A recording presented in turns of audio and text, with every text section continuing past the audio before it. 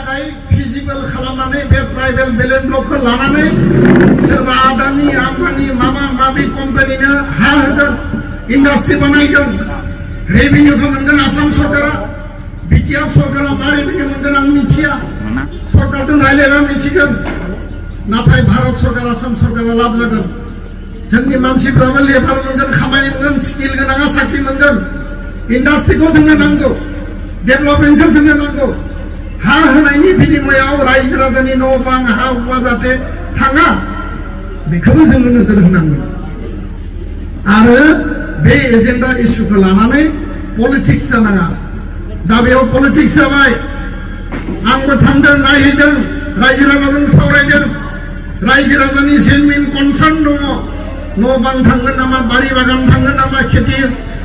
हाया थांगोन नामा आरो साल दंफां बारि बारि बे जायगाया जन्मनिफ्राय नुनाय आबै आबौनिफ्राय नुनाय जोंनि गामि बे ओनसोला बेंनानै दोनदों ग्रोम ग्रोम साल दंफां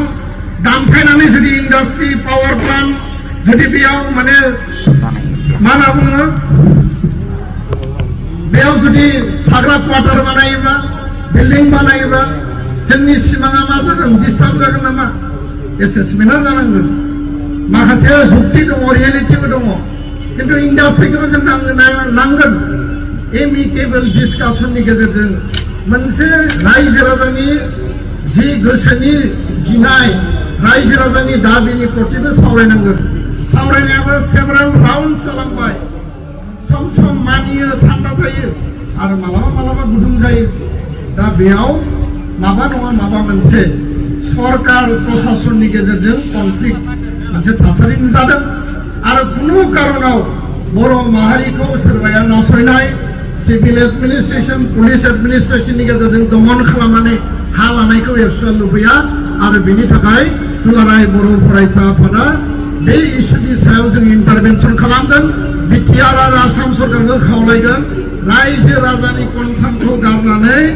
हा कब्जा खालामनाय दखल खालामनाय लानाया जाहाथे जाया सावरायलायनायनि गेजेरजों एमिकेबल डिसकासननि गेजेरजों टार्म्स एन्ड कन्डिशननि गेजेरजों जाहाथे गासैबो खामानिया जायो आरो रायजो राजानि सेन्टिमेन्ट इमोसननि आबेग आरो बिथांमोननि सेन्टिमेन्टजों जाहाथे रावबो जाहाथे जुजिया गेलेया बेखौ आङो खावलायबाय जोबनायाव मुंख्लं बिथांमोननि जि बेसेन गोसा बिथांमोननि बावसोमनाय बेखौ बिथा खालामनानै मुंख्लं नखरफोरनो अनसुंथाइ होबोनाय जादों गोदोनि समाव माब्लाबा सिगांनि सरकारनि 1 लाख थाखा करि रां होनाय जाबाय दा एबसु आन्दोलन बिएलटि आन्दोलननि अनसुंथाइया खिसिरि जाबोदों सरकारनि पलिसि नीतिया रोखा नङैनि थाखाय मालाबा केस फैसाबो होदों जेराव एकाउन्ट ट्रेन्सफार जानांगौमोन अथेन्टिक आइडेन्टिफिकेसन भेरिफिकेसन जानांगौमोन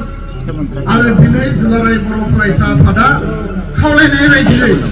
बिटिआर सरकारा प्रमद बर' बिथांनि